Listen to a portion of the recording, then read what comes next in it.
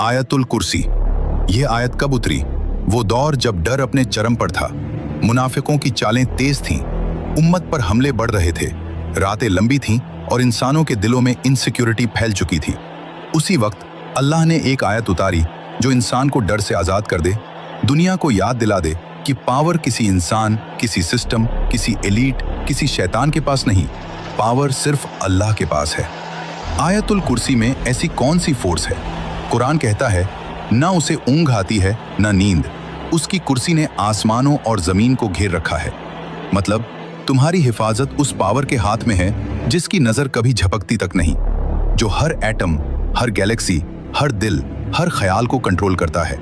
जब इंसान आयतुल कुर्सी पढ़ता है तो दिमाग में एक अजीब ऊर्जा एक्टिवेट होती है।